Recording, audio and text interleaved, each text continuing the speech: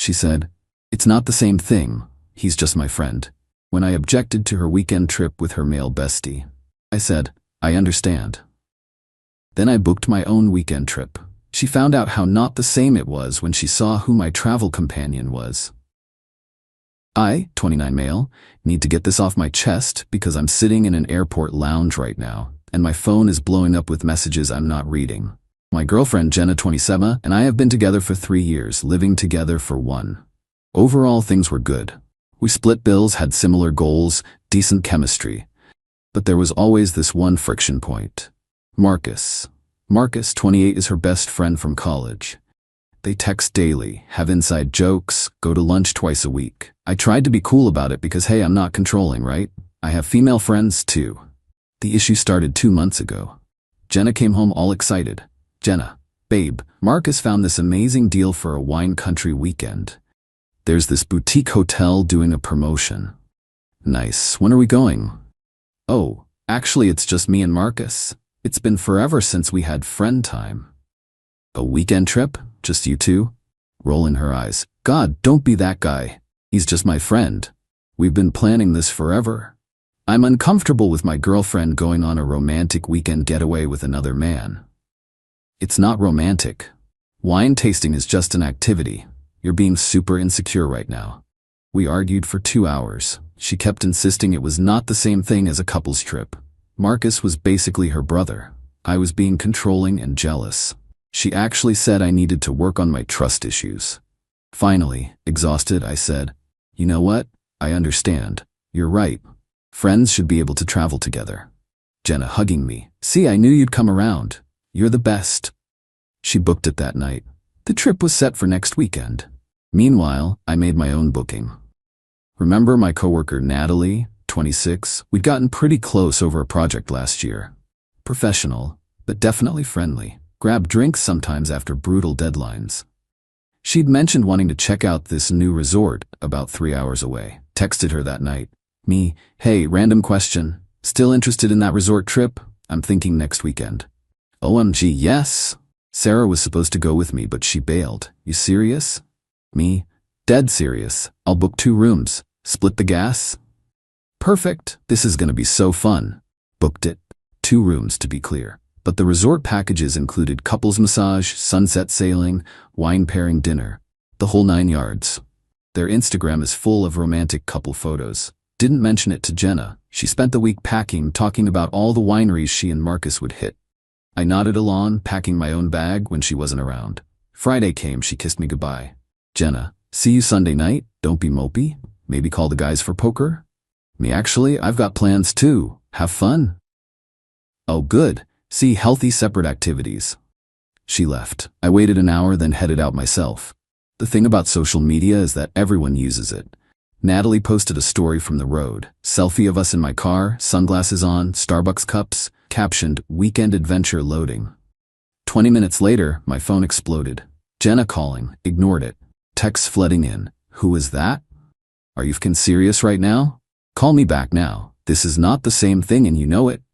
15 missed calls by the time we reached the resort. Finally texted back, "Having a weekend with a friend like you said. It's not the same thing, right? Natalie's just my coworker. Don't be insecure." Phone immediately rings. Natalie glances over. "You gonna answer that?" Me, "Nope, let's check in." Update 1, Saturday afternoon. So the entitlement escalated fast, like 0 to 100 real quick. Friday night was actually peaceful. Turned my phone on Do Not Disturb after sending that text. Natalie and I had separate rooms. She didn't even question it. Super chill. Had dinner at the resort restaurant. Caught the live music. Genuinely good time. She kept asking if I was okay though. Natalie, "Not to pry, but your phone's been lighting up nonstop." Girlfriend's having some realizations.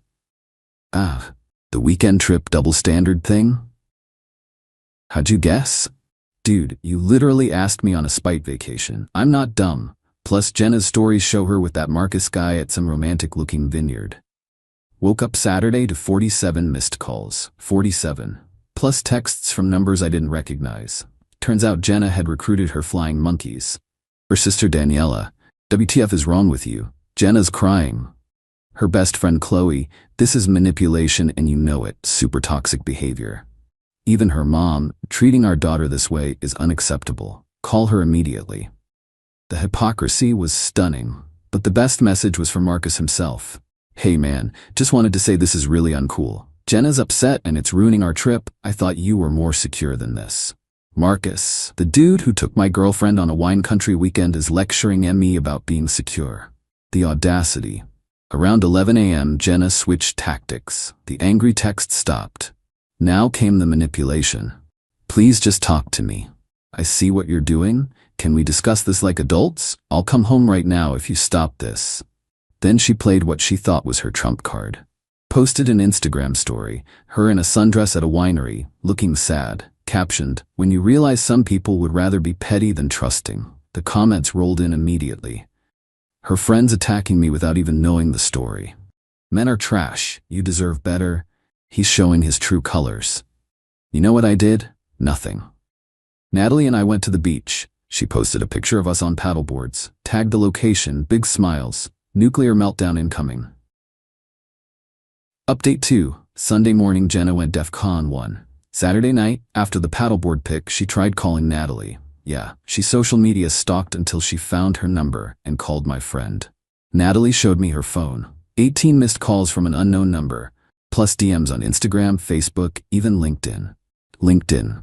The messages were unhinged. I know you know he has a girlfriend. What kind of woman does this? He's using you to hurt me. Have some self-respect. Natalie, your girlfriend seems intense. Me, ex-girlfriend. This is exactly why I needed to show her the double standard. Natalie, want me to respond? Nah, let her spiral. But Jenna wasn't done. Around 10 p.m., she did something I didn't expect. She showed up at the resort. She drove 3 hours from wine country to confront me, left Marcus hanging to chase me down. The front desk called my room. Desk, Mr. Campbell, there's an agitated woman here claiming to be your girlfriend. Should we send her up? I don't have a girlfriend. If she's causing a disturbance, please handle it accordingly. Desk, understood, sir. I could hear her yelling from my balcony. Security ended up escorting her out when she wouldn't leave. She sat in the parking lot for another hour before driving off. The texts after that were something else. I cannot believe you had me removed. I drove 3 hours for you. Marcus is alone at the hotel now, thanks to you. This is abusive behavior. Then came the threats. I'm going home and throwing all your shit outside. Changing the locks when I get back. You'll be hearing from my lawyer. Sunday morning, she tried a new approach. Sob story mode. I see what I did now. It wasn't the same thing. Please come home so we can talk. I'll cancel future trips with Marcus. Too little, too late. Natalie and I had brunch, did the resort spa, separate services before anyone asks, and headed back around noon. She was honestly the MVP through all this. Never made it weird, just let me vent when needed, kept things light. Natalie, for what it's worth, I think you handled this perfectly. She needed to feel what you felt. Thanks, sorry for dragging you into my drama. Are you kidding? This is the most entertainment I've had in months. Plus, free vacation. Drove home preparing for war. Update 3, Sunday night. Got home around 4 p.m. Jenna's car was in the driveway, which meant she'd left Marcus completely stranded in wine country. Dude had to Uber home or something. That's cold, even for this situation. Walked in to find my stuff wasn't thrown out. Instead, Jenna had laid out some kind of bizarre reconciliation scene. Candles lit, wine on the table, wearing the dress from our anniversary. Can we please talk now? Me? Sure. Let me just grab my stuff first. What? No, we need to discuss this. We can discuss it while I pack. Started pulling my clothes out of the closet. She followed me around, alternating between tears and rage. This is so unfair. What you did was completely different. Me, how? You know how. You took that girl to a couples resort. You went to wine country with a man who's been trying to sleep with you since college. Marcus doesn't see me that way. Check his Instagram likes. It's all your bikini pics. She actually pulled out her phone to check. The face when she realized? Priceless. That doesn't mean anything. Lots of people like photos. Cool. Natalie likes mine too. Doesn't mean anything, right? That's when she snapped. Full tantrum mode. Threw the wine glass at the wall. started screaming about how I ruined everything and turned something innocent into something dirty. Me. I literally did exactly what you did. If it's innocent when you do it, it's innocent when I do it. Jenna, it's not the same. Stop saying that. Why? Because you're the only one allowed to have opposite-sex friends? Only you can take weekend trips? Because I actually love you? This was just supposed to be fun with a friend. Me, and mine wasn't? The meltdown continued for another hour. Neighbors probably heard everything. She tried every manipulation tactic, crying about our 3 years together, promising to cut Marcus off, lie, threatening suicide. I called her sister, not playing that game, saying I led Natalie on, Natalie who I was completely honest with, claiming she was testing me. Sure, Jen. Finally, around 7 p.m., I had my essential stuff packed. Me, I'll get the rest this week. We're done. You're seriously ending 3 years over one weekend? Me, no, I'm ending 3 years over you, showing me who you really are. Rules for thee, but not for me?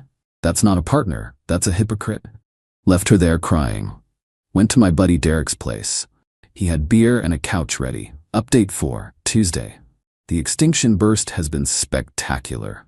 Monday morning, she called my job, told my manager I was having a mental health crisis and needed time off.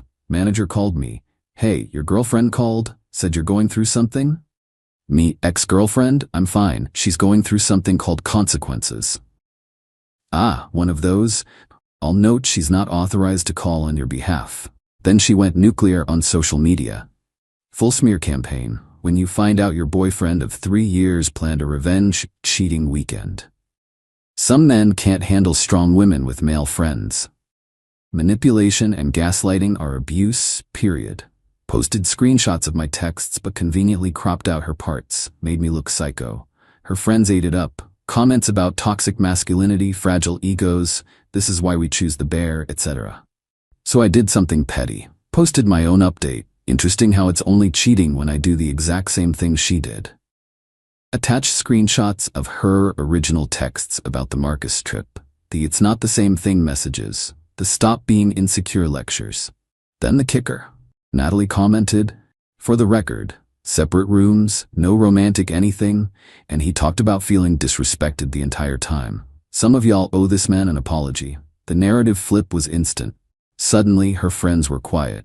Some even deleted their comments. But Jenna doubled down, started messaging my friends and family. My mother got texts about how I'm having an affair with a coworker. Mom called me, what's this about you cheating? Me, I took a friend on a trip after Jenna took her male friend on the same kind of trip. Oh, the Marcus boy? I never liked that situation. Wait, you knew? Honey, everyone knew. That girl's been playing you for years. Years. My own mother knew and said nothing. Tuesday afternoon, the real kicker came. Marcus called me. Bro, we need to talk. Me, no, we don't. She's losing it. She showed up at my apartment at 2 a.m., not my problem. She tried to kiss me. What? Yeah, man, said something about how if you could move on so fast, maybe she'd been with the wrong person. And? I turned her down. I have a girlfriend, dude. You have a what? Yeah, 6 months now, Jenna knew. The layers of audacity. She took a weekend trip with a taken man while accusing Emmy of cheating for doing the same thing with a single woman. Marcus, look, I thought you knew about Rachel. Jenna said you were cool with our friendship. Me. She said a lot of things. I'm starting to see that. Sorry, man. I honestly thought these trips were just friend things. Can't even be mad at Marcus. Dude was also being played. Final update. 2 weeks later. The aftermath has been chef's kiss. After the Marcus revelation, everything unraveled for Jenna. Turns out she'd been telling different stories to everyone. Told me Marcus was single and pining for her. Told Marcus I was controlling, but she was working on me. Told her friends I was emotionally abusive. Told her family I was probably cheating. When everyone started comparing notes, her house of cards collapsed. Her sister Daniela called to apologize. I had no idea she was taking these trips. She said she was at work conferences. Her bestie, Qley, unfriended her after finding out about the attempted kiss with taken Marcus. Marcus's girlfriend Rachel went nuclear. Posted all the screenshots of Jenna's flirty texts to Marcus over the months. late night thinking of you messages, photos Jenna sent that were questionable for a friend. But the best part? Remember that couples resort Natalie and I went to? They have a photo package where they take candids throughout the weekend.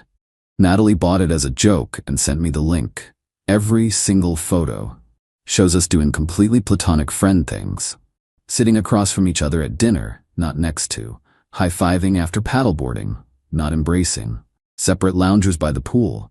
It's literally the most unsexy revenge affair in history. I posted the album with the caption, "Since everyone's so interested in my cheating weekend, here's the evidence. Note the separate rooms keys in pic 3. Meanwhile, someone found Jenna and Marcus's wine country photos.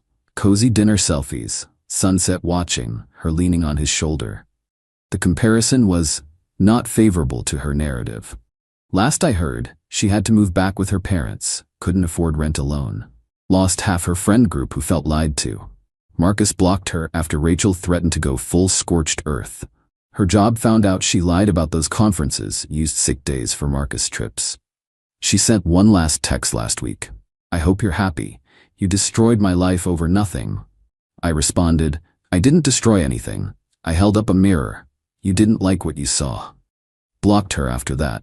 Natalie and I? We're actually friends now. No romantic anything. Turns out we're both dealing with breakup drama. Her ex was a piece of work too. We do Sunday brunch sometimes and laugh about how insane that weekend was. Started therapy to unpack why I ignored red flags for 3 years. Therapist said something that hit hard. She didn't think it was the same thing, because she never saw you as equals. Rules were for you, not her. Damn. Living my best life now. Got my own place, no double standards, no gaslighting, no platonic wine country weekends to worry about. And the ex who thought she could have her cake and eat it too? She's learning that when you play stupid games, you win stupid prizes. Thanks for reading this novel. Felt good to get it all out. Remember, folks, if they get mad at you for doing exactly what they do, you're not the problem. You're the mirror they don't want to look into. Peace out.